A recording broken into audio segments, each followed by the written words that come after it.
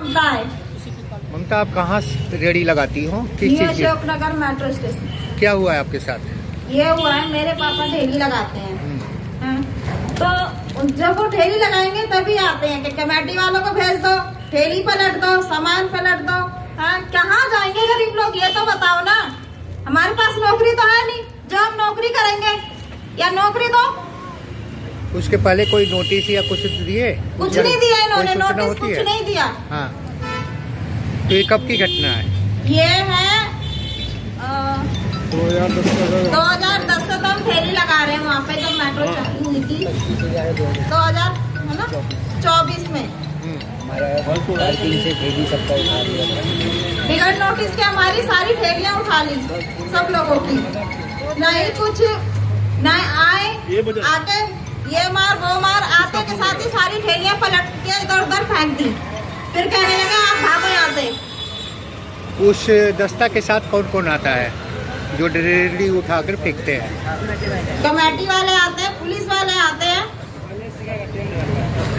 तो आप क्या डिमांड करना चाहती हो, क्या मांग कर रही हो?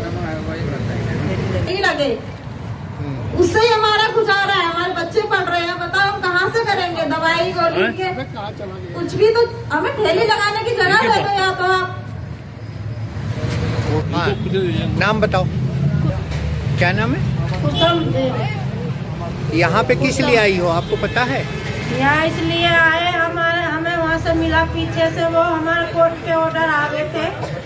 हमने रेडी लगाई, कुछ दिन बाद ये कमेटी वाले पुलिस वाले आके रेडियो को भरने लग जाते हैं। यूँ हटाओ हटाओ, 2 मिनट के लिए हटाओ, 2 मिनट के लिए हटाओ। हम बोलते हैं कि 2 मिनट के लिए हटाने में तो हमारे 1 साल लग गया, अब तुम फिर वही बात कर रहे हो। लो नहीं लिपट जाते हैं, रेडियो को छीन के हाथों से उसमें डाल लेते हैं कमेटी की गाड़ी में। रेडी कहाँ लगाती हो आप? न्यू अशोकनगर मेट्रो स्टेशन के पास। किस चीज का दुकान है? बिरयानी की रेडी, सोयाबीन बिरयानी की रेडी लगाते हैं हम।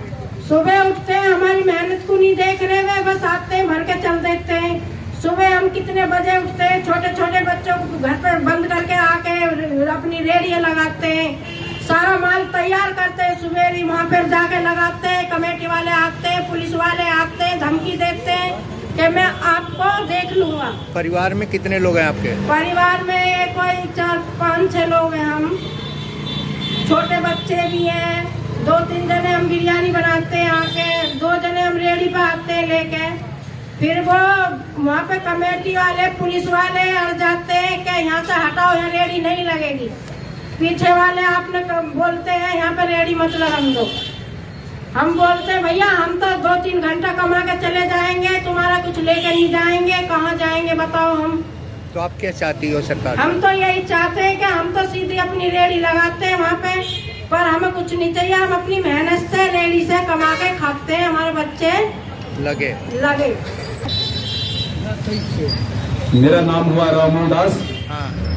मैं एक जूता रिपेयरिंग का काम करता हूँ। हाँ। जिसमें कौन सी संविधान में लिखा गया है एक मोची को हटा देना, और कौन सा ऐसा वकील है हमारे जैसे जितेंद्र सेठी जैसे वकील जो यहाँ एक मोची तक को हटाया जा रहा है, जिससे मैं बच्चे को पढ़ाई लिखाई करता हूँ। और अभी के दरमियान में देखा जाए, कहाँ पे आप दुकान लगाते हो? न्यू अशोकनगर का मेट्रो स्टेशन के सामने। कितने दिन से लगाते हो? गेट नंबर 2 के सामने, और 2 के सामने से मोटा मोटी 200 किलोमीटर हट के हैं, 200 मीटर। तो यहाँ से कौन जाता है आपको उठाने? और यहाँ से जितने भी कमेटी वाले जाते हैं रेडी पटरी पकड़ने के लिए, उनके साथ साथ उनके बावजूद कहते हैं तुम भी बंद करो, जबकि 2014 से संविधान में लिखा गया है एक नाई, मोची, ये सब का छूट मिला गया है, जिसमें हमें भी परेशानी हो जाती है। इसमें तो बताया जाए यहाँ पर साथियों हम लोग क्या कर सकते हैं। आप चाहते क्या हो?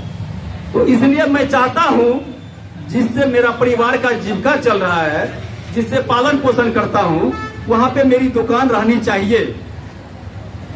या तो डीसी साहब कहीं मेरा व्यवस्था करें, जबकि आज से नहीं, वहां से कम मेट्रो चालू नहीं हुई थी, उस समय से हम लोग वहां पर रह रहे हैं। इनकलाब जिंदाबाद जिंदाबाद इनकलाब जिंदाबाद जिंदाबाद जिंदाबाद। हाँ हाँ मैं रेहड़ी पट्टी पहुंचा हकर्स यूनियन का जनरल सेक्रेटरी हूँ। कॉमरेड शकील अहमद सिद्दीकी मेरा नाम है, सभी जानते हैं। साथियों, जो रेहड़ी पट्टी वालों का कानून है करीब 12 साल होने जा रहे हैं, अभी तक इनका इम्प्लीमेंट नहीं हुआ। आज हम यहाँ पर आए हैं, दूसरी जगह भी जाएंगे। कानून है क्या? एक्चुअली में कानून अगर ये पढ़ें तो इनकी आत्मा खुद गवारा नहीं करेगी रेहड़ी पट्टी उजाड़ने का। उसकी धारा एक है, पथ विक्रेता आजीविका संरक्षण पथ विक्रय विनियमन अधिनियम 2014, ये पहले लिखा हुआ है। अब इसमें 2 पार्ट हैं। पहले तो इनके जो रेहड़ी पट्टी लगाते हैं इनका पहले जो है सर्वे किया जाए। जब तक इनका सर्वे ना हो जाए, जब तक इनका रेगुलेशन ना हो जाए, विनियमन ना हो जाए, तो उसको ना हटाया जाए और वेंडिंग जोन में इनको जगह दी जाए। जो पूरा एक्ट में प्रावधान है, धारा 1 से लेकर के धारा 39 तक है रेहड़ी पट्टी एक्ट में, और हर धारा का उल्लंघन चल रहा है। जैसे कि इनका माल होता है, माल जब्त कर लेते हैं, उसमें दिया हुआ भाई इनका सीजर मेमो बना के देना चाहिए, सीजर मेमो नहीं देते। दूसरा, ले जाएंगे उत्पीड़न करेंगे। इसमें इतनी है कि इतना अधिकार इनको दिया गया है, फिर भी अधिकार का इम्प्लीमेंट नहीं हो पा रहा है। तो सवाल ये है कि आखिर क्या इम्प्लीमेंट करेंगे? कानून बना हुआ है, इसकी धारा 3 है। धारा 3 में स्पष्ट लिखा हुआ है कि जब तक टाउन वेंडिंग कमेटी से सर्वे ना हो जाए और इनको सर्वे के बाद इनको लाइसेंस न मिल जाए, वेंडिंग जोन न बन जाए, तब तक इनको जाना नहीं जा सकता। अभी एक बात मैं बोलना भूल गया था कि एक नो वेंडिंग जोन का 24 तारीख को कोई चस्पा कर गया वहाँ पर, एमसीडी वाले गए थे नो वेंडिंग जोन का।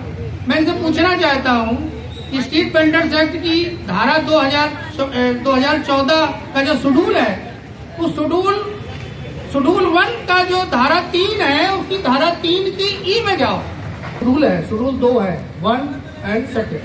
तो 1 में है वेंडिंग जोन के बारे में है, सामने साथ में। उस वेंडिंग जोन में ये दिया हुआ है कि नो वेंडिंग जोन घोषित नहीं किया जा सकता। करता नहीं किया जा सकता जब तक कि इनका पूरा सर्वे नहीं हो जाता टाउन वेंडिंग कमेटी से, और प्लान नहीं बन जाता, प्लान योजना नहीं बन जाती वेंडिंग जोन की। अब ये धारा कौन सी है? शेड्यूल 1 की धारा 3 की ई में जाइए, स्पष्ट लिखा हुआ है कि जब तक पूरा प्लान फार्मुलेशन नहीं हो जाता है तब तक वेंडिंग जोन नहीं बन जाता। प्लान फार्मुलेशन का मतलब है वेंडिंग जोन।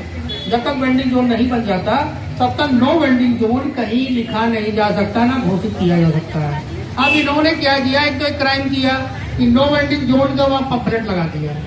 मेरे पास फोन आने लगे, हमने कहा अब इससे ज्यादा बताइए मूर्खता क्या हो सकती है अधिकारियों के। तो मैं मूर्ख कहूँगा के अंदर रेहड़ी पट्टी वालों पर हमला हो रहा है।